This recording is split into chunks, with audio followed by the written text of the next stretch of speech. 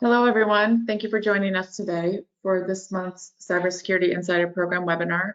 The topic today is the changing landscape of cybersecurity accountability in healthcare. And joining us today to present the information to you is Kelly Watson from CloudWave. She's our Director of Product Management, and Guy McAllister, Principal Cybersecurity Advisor and also a former hospital CIO. I'm Laura Hursley, Marketing Director, and I'll be moderating today. If you do have questions throughout the webinar, please enter them in the questions pane of your control panel, and we will get to those at the end of the webinar. So now I'll turn it over to Kelly to get us started. Great, thanks, Laura. So good afternoon, or maybe morning, depending on where you're calling in from, but thank you for taking the time to join us today. We are going to cover, as Laura mentioned, the changing landscape of cybersecurity liability and really get into some discussions around accountability. And as we all understand, the increasing prevalence of cyber threats has significantly impacted the healthcare industry, where the protection of sensitive patient data is, paramount. In recent years, the landscape of cybersecurity accountability has evolved with greater emphasis on the role and responsibility of the C-suite in safeguarding the information. So today we're going to discuss and focus in on some trends, some accountability, the impact of breaches, and hopefully some things that you guys can you can consider and learn from today. So as mentioned, cybersecurity threats in healthcare have grown in both frequency and sophistication. Cyber criminals are targeting healthcare organizations, due to the valuable nature of patient data, which can be exploited for identity theft, financial fraud, and other malicious activities. Common, cybersecurity threats include obviously ransomware, phishing attacks, data breaches, and each posing significant risk to patient privacy and organizational stability. So statistics reveal, obviously the alarming scope of these threats, and we understand that they're still continuing. So for over the past 10 years, we have seen this upwards trend for the number of breaches in healthcare, and you'll see a slight decrease there in 2023, and while that seems a little bit hopeful, unfortunately, as you see on the other graph to the right here with patient records, is that the amount of the patient records being exposed has reached an all-time high. So from 2022 to 2023, it has almost doubled, and we've seen about approximately 110 million patient records being exposed. And what this is telling us is, though, that although the attacks may have slightly decreased, the types of targeted attacks and the exposure of the patient-sensitive data is becoming more severe and prevalent. And all of this is coming again at the hefty price tag for healthcare organizations. In 2023, the average cost to recover from a breach was just under $10 million, and we've seen exponential changes in the amounts that it is costing organizations as we continue here in 2024 and forward. So, accountability. When a company, discovers that there is a cyber attack on its network, we see often that the blame game often follows. The CEO may point fingers at the CISO, while the CISO might argue that, financial officers failed to allocate sufficient funds for cybersecurity measures, or the CIO might shift the blame down the chain and, possibly, fire or, reprimand a, lower level employee who made a mistake, or highlighting a vulnerability in third-party vendor security. And if the incident involves, the cloud, the question arises, is it the cloud provider or is it the data owner responsibility?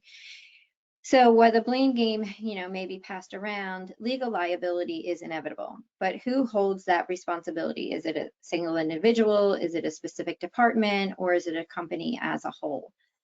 And when we talk to the C-suite or, even most people outside of IT, and you ask who is responsible for handling and really truly dealing with an incident and the incident response due to a cyber attack, about 90% of a hospital organization would say that IT owns incident response. And then the rest of it is really just kind of operational.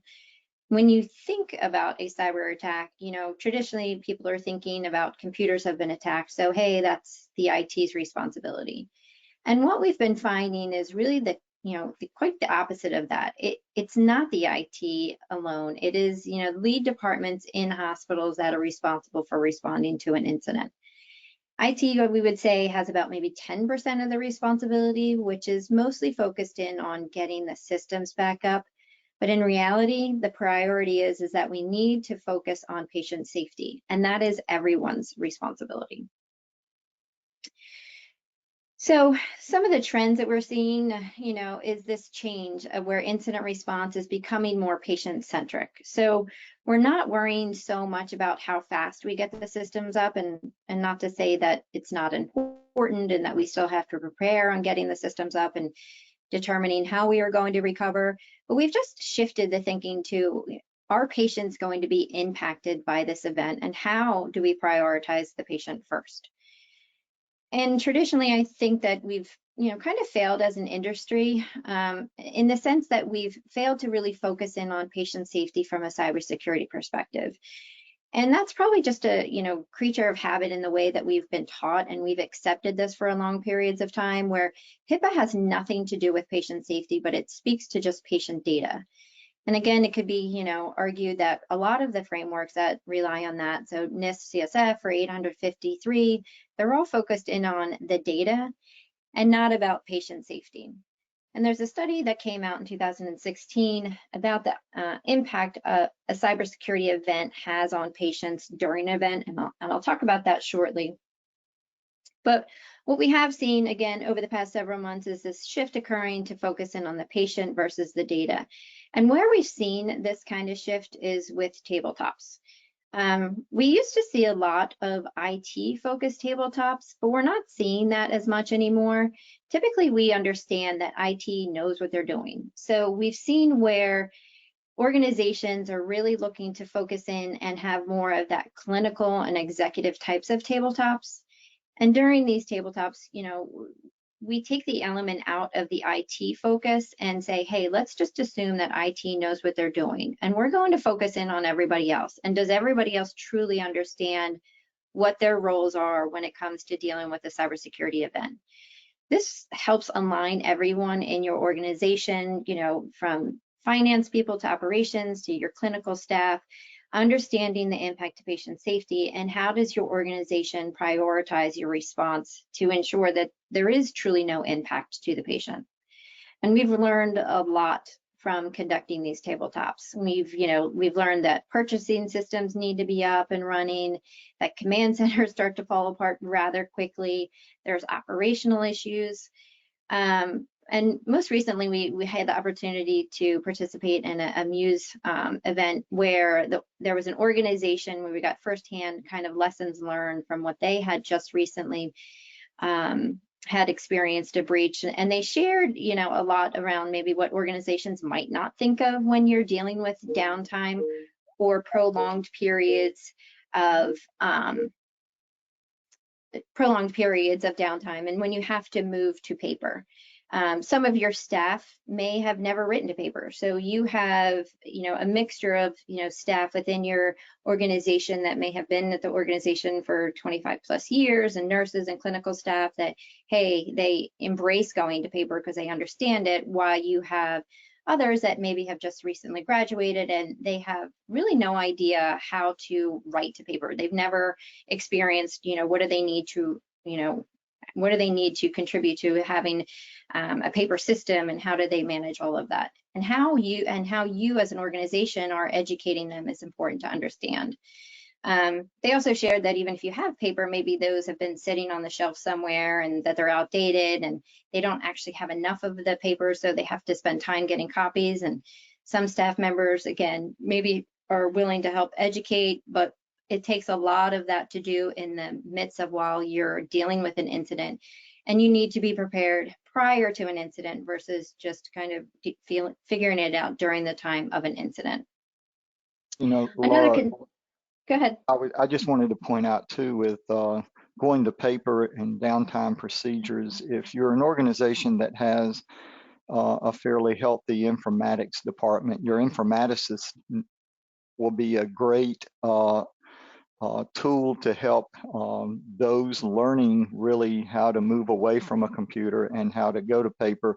It needs to be a process that's practiced repeatedly. And I just want to point out too, Kelly, to your point earlier about the importance of prioritizing patient safety during an attack. And Kelly, you alluded to the tabletops and how important they are.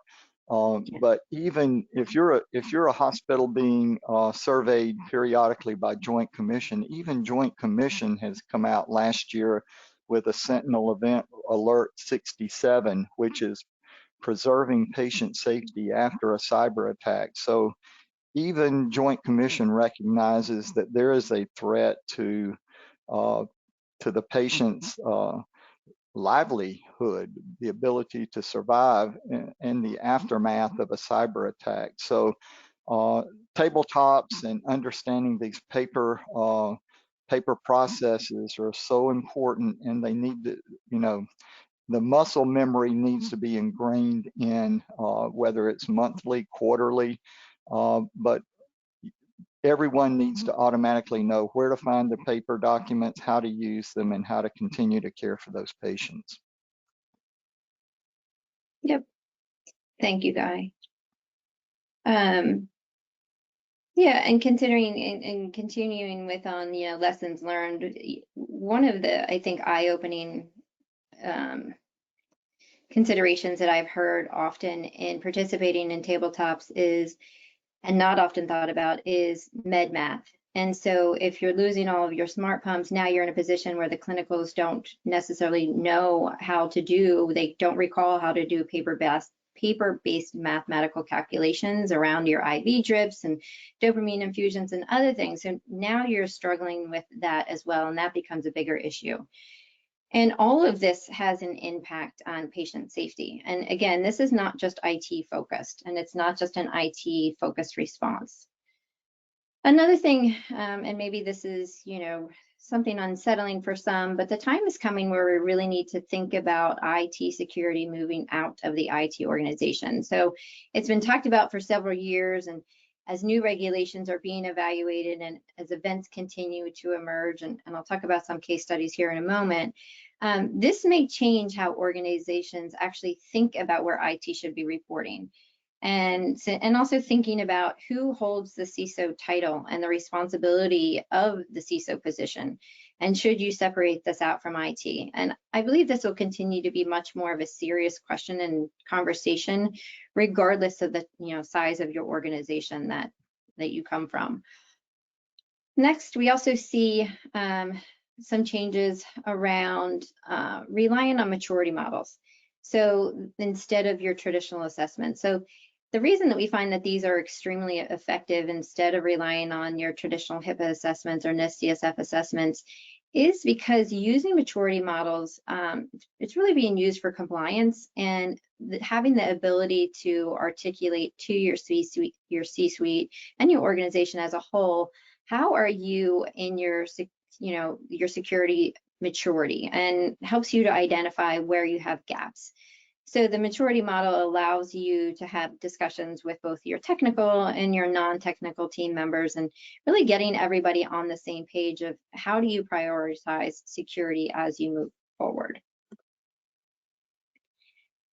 So there was also something for those who might not have been familiar with this, and where I think that we really need to recognize that, we're still behind the times, because this study was completed in 2016, and this is known as the Vanderbilt study. And basically what happened is during, I think it was 2012 to 2016, Vanderbilt University looked at significant cyber events in the healthcare space.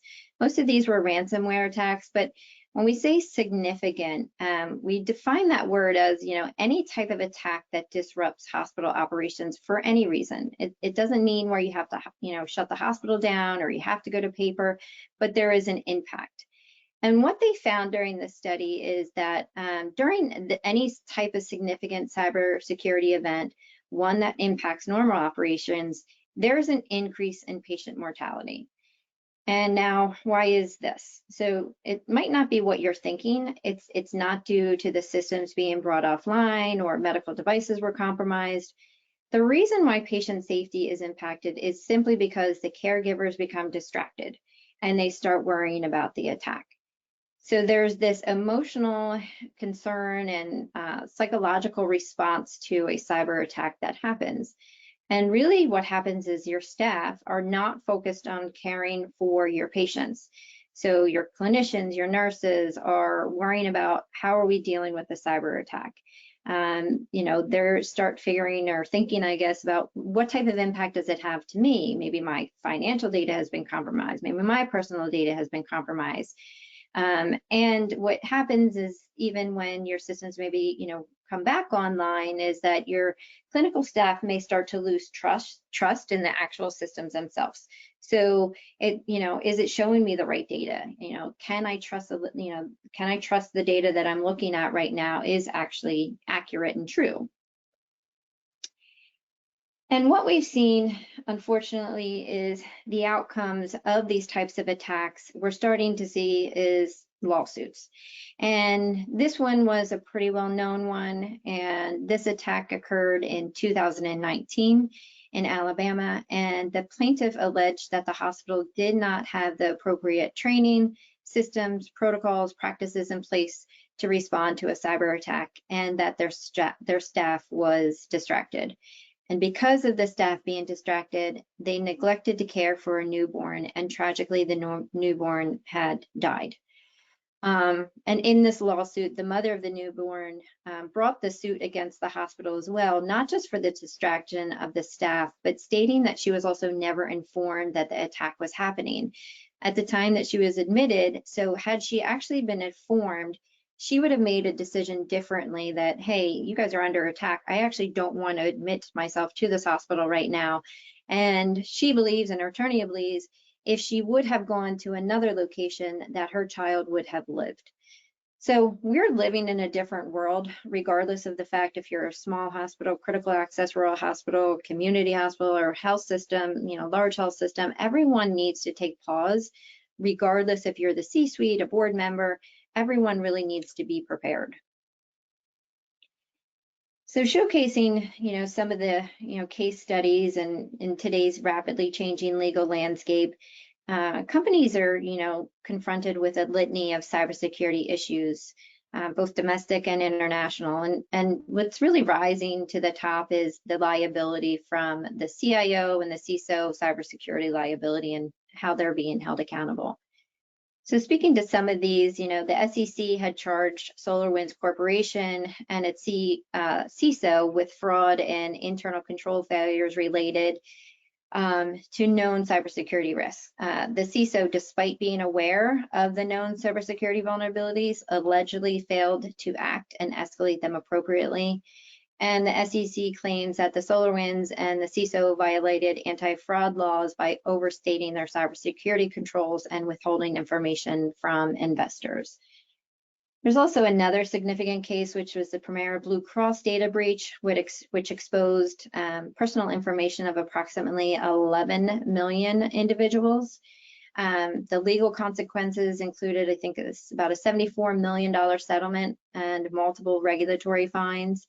This incident highlighted deficiencies in, their cybersecurity measures and raised questions about the role of its executives and in overseeing the data protection. It also reinforced the need for C-suite leaders to be actively involved in really understanding the cybersecurity governance and strategy their organizations have. And additionally, we've seen high-profile incidents such as Universal Health, Scripps Health ransomware, and Change Health have all led to significant operational disruptions and patient care delays and have resulted in multiple lawsuits and regulatory actions targeting the C-suite.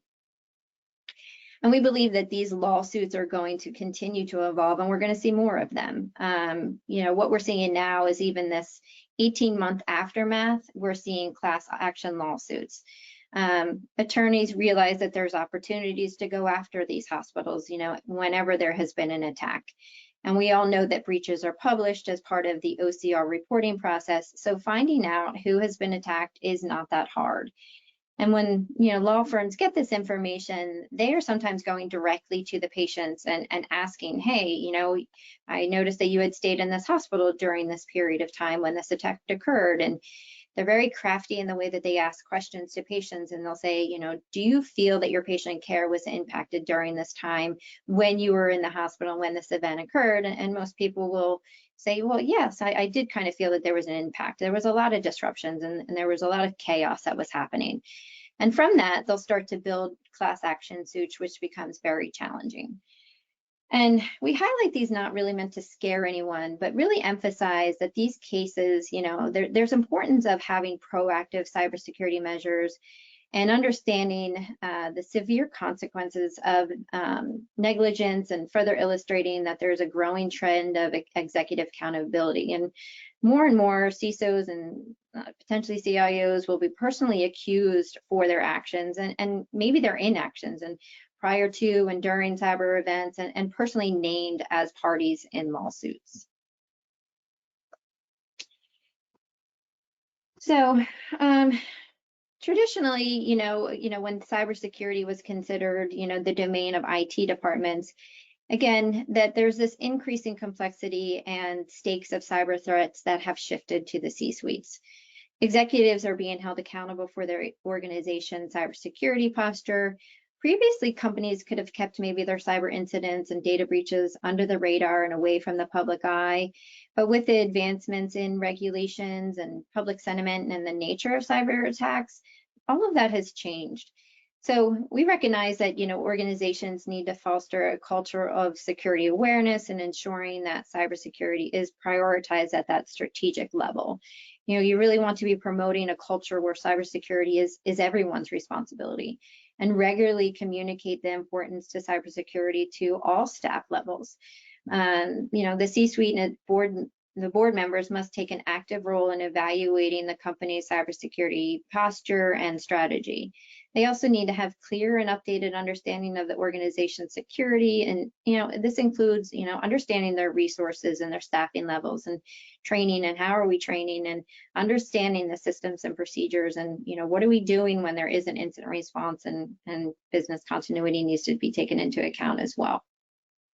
And Kelly, it is so important too for the IT leadership to be able to have a relationship with the C-suite, with the CEO, with the CFO, to have a relationship with the board, so that there is an open line of communication.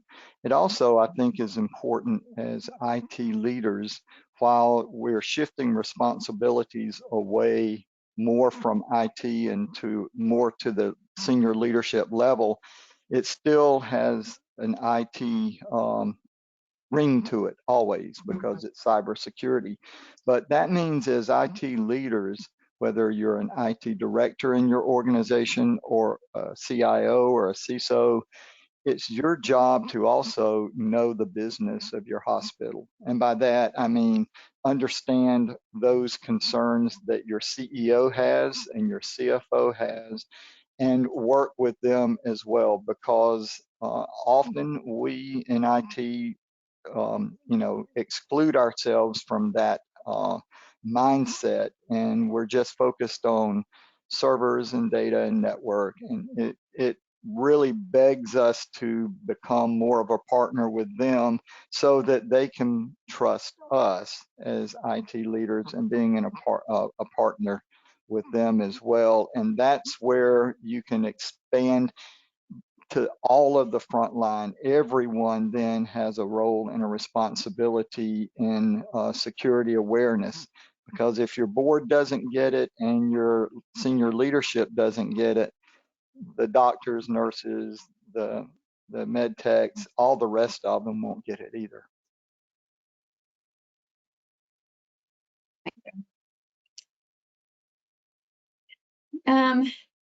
And so, yeah, with all of the responsibility and the changes, you know, sometimes we hear that there's, you know, key challenges that the executives of all types within an organization are often trying to figure out how much cybersecurity is enough, and how much investment do I need to make.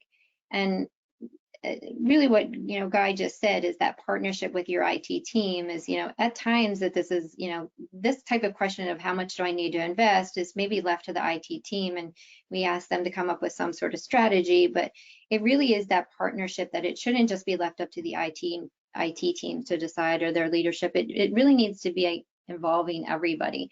It's not just about implementing the latest and greatest tools and technologies.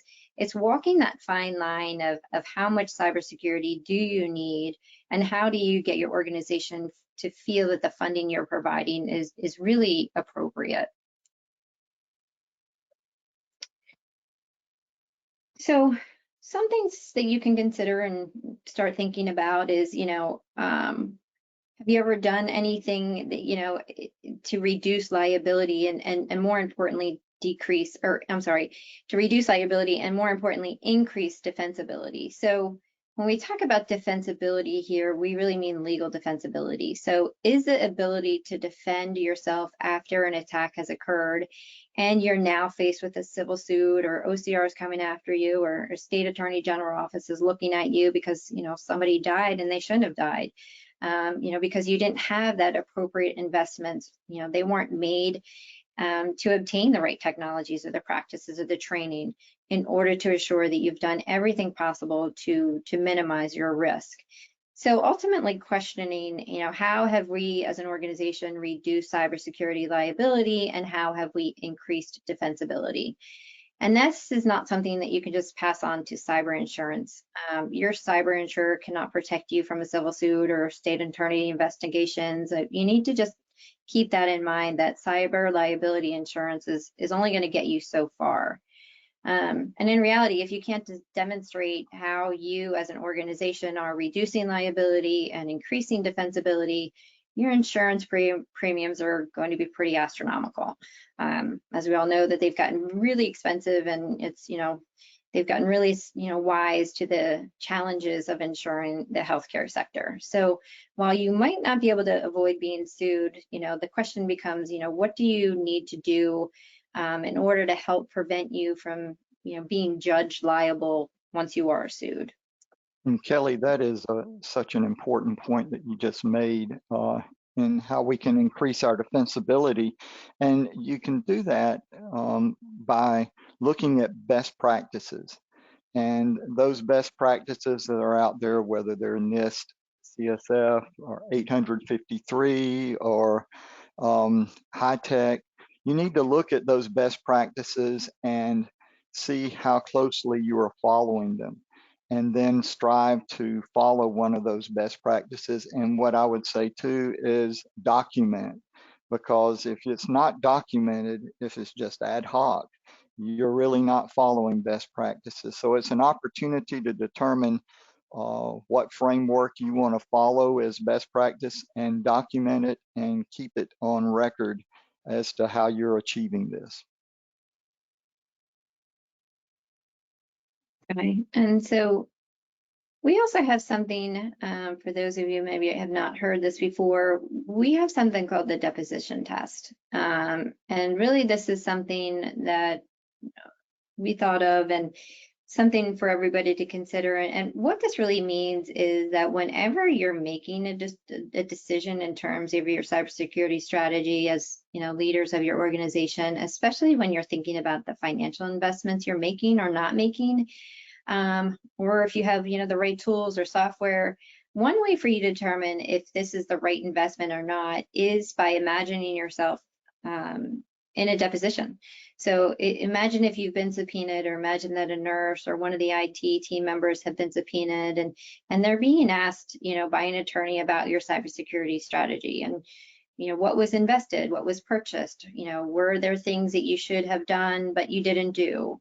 What if your policies and procedures were subpoenaed? So aligning with what Guy just said is make sure that you're adhering to the best practices and policies and procedures. But what if you're pen tests, and hopefully that you're doing pen tests, but what happens if those were subpoenaed?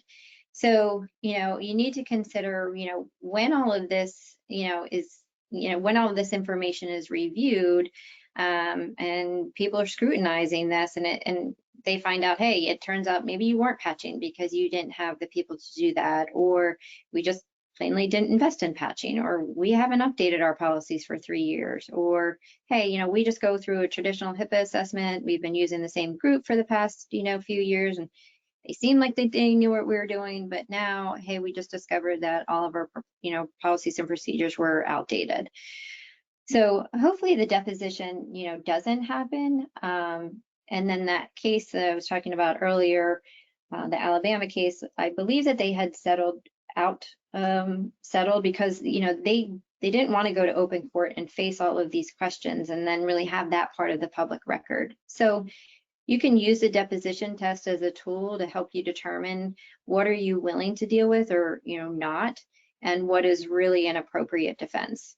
So there's a good chance that you will be deposed after an incident, given the increase in lawsuits that we have discussed. So this is one good way to, think about what happens when you are deposed.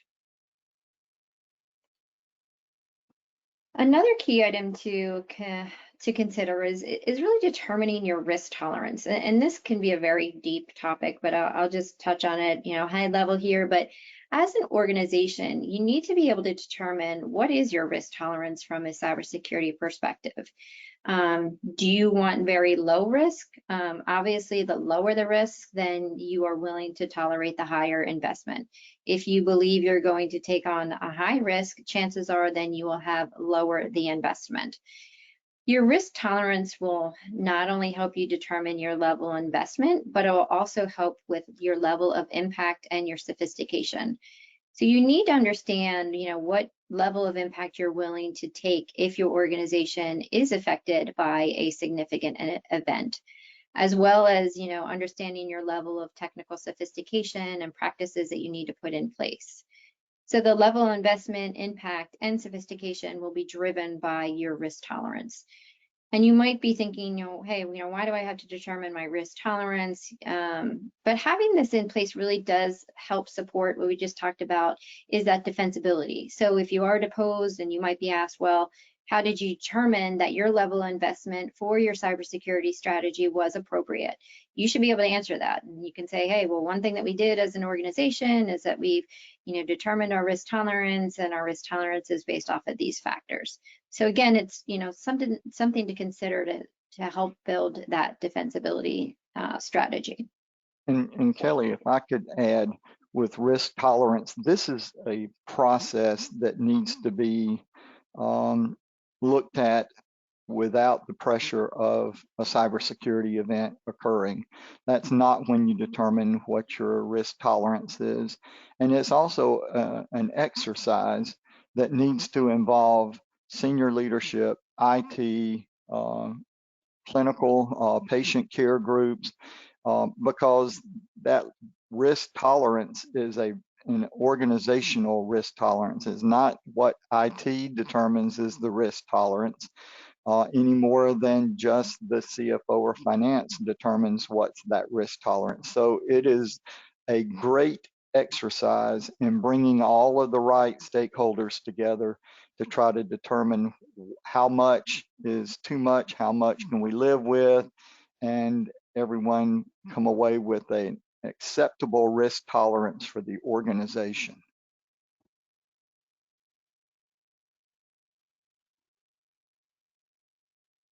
For those of you who may be not aware of this, there is an executive law that was signed on January 5th, I think 2021, and then it's still in effect. It's called HR 7898, and one of the things for you to know about this is that it states that HHS has to take into consideration and reduce fines if your organization has made the appropriate investments in cybersecurity. So this is a good thing if, because you are reducing potential liability if you can invest appropriately. On the other hand, if you don't and you can't take advantage of this and you get breached, that does send a clear signal that you're not doing the right things, and then you're getting a higher level of fines imposed on you because OCR found out that, hey, you're not doing everything that you could be doing to protect the organization. And this bill also, Kelly points out, as we talked earlier, the need for best practices and documentation.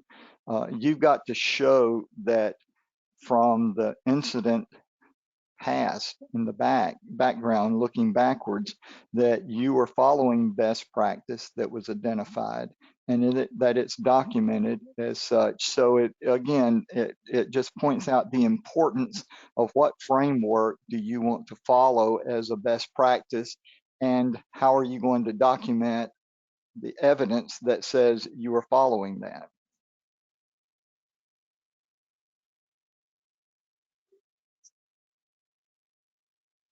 So the regulatory landscape, governing healthcare cybersecurity has, continues to become, increasingly stringent.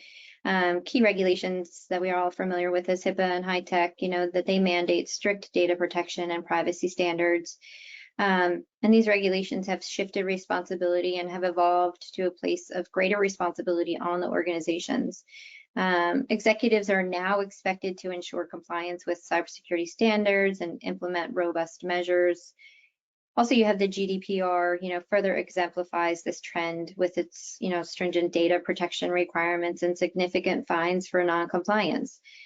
There's also the National Cybersecurity Strategy Framework that seeks to protect critical infrastructure, including hospitals, from cyber threats.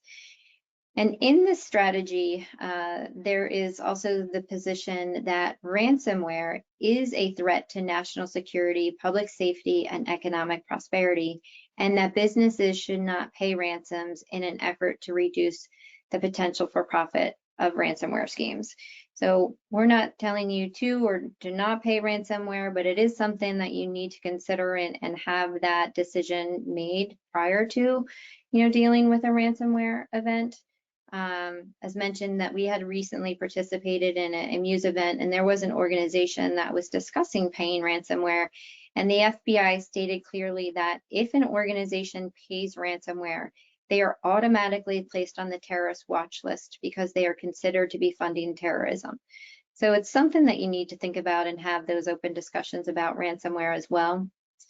And pretty much all of these, regulations and cybersecurity and your cybersecurity practices have been focused in on protecting the data and not the patient.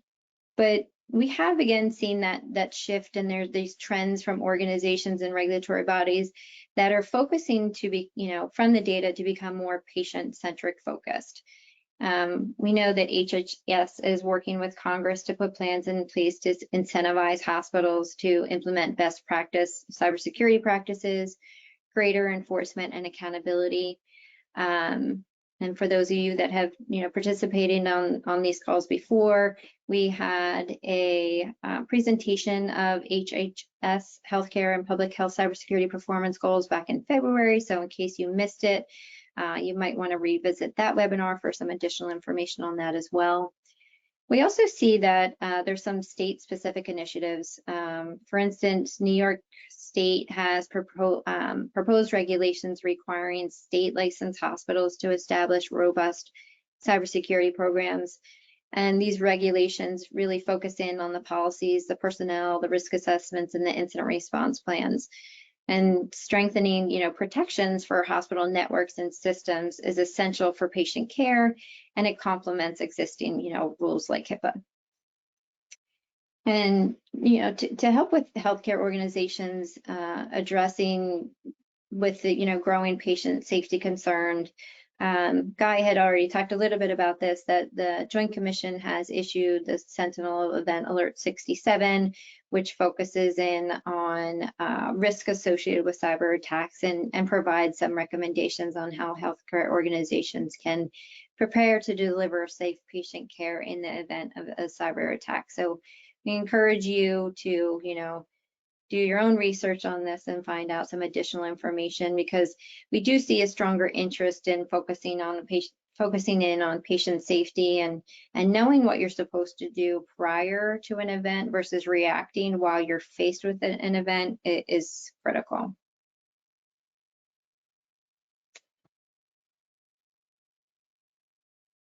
So to help with organizations and fostering where we've continued to see the drive towards patient-centric understanding, we do have this patient-centric IR program. We encourage you to request our white paper and review the patient-centric incident response webinar that we had completed. This provides the guidance on IR and steps for how organizations can continue to have that patient-centric mindset when developing your procedures, your plans, your education, your training and awareness. So this is another additional, resource for you to start helping guide you on what does it mean to be patient-centric focused.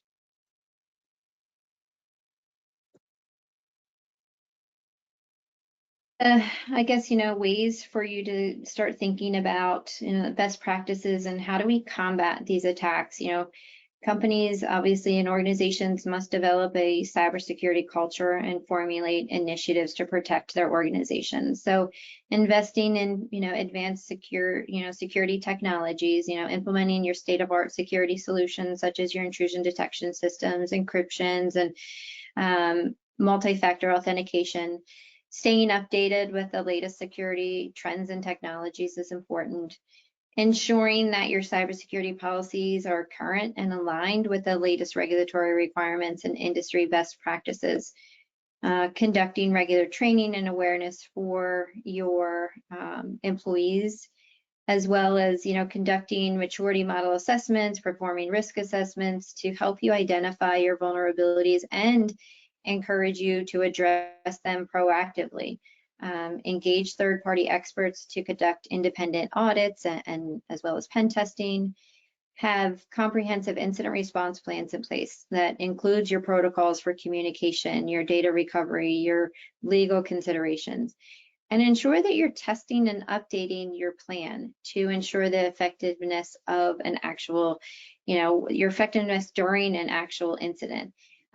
As we talked about earlier, having your tabletop simulations is a great way for organizations to really put their plans to kind of put the paper to the, figuring out what you're doing. Is that going to actually truly hold up, and are you secure, and are you ready for a tabletop event and or an incident? And practicing these tabletops are extremely important and eye-opening, and getting best practices and knowing maybe where you have these gaps. Fostering collaboration across departments.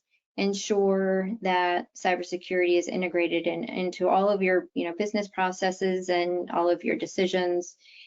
And facilitating that collaboration between your IT teams, your legal, compliance, and other relevant departments. And as mentioned, really determining your risk tolerance and understanding your level of investment so you can increase your chances of defensibility. And maintaining open communication with regulatory bodies, to stay informed about changes and expectations. You can participate in, industry groups and forums to share knowledge and learn from your peers as well.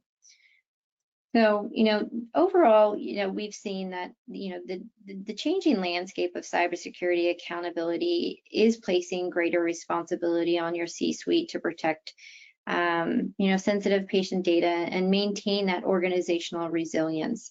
With the evolving threat landscape, you have, stringent regulatory environment and severe consequences of cybersecurity failures. Really underscore the need for executive involvement in your cybersecurity governance. And hopefully by adopting proactive measures and fostering a culture of security, healthcare leaders can effectively safeguard their organizations and uphold their accountability in the face of cybersecurity threats.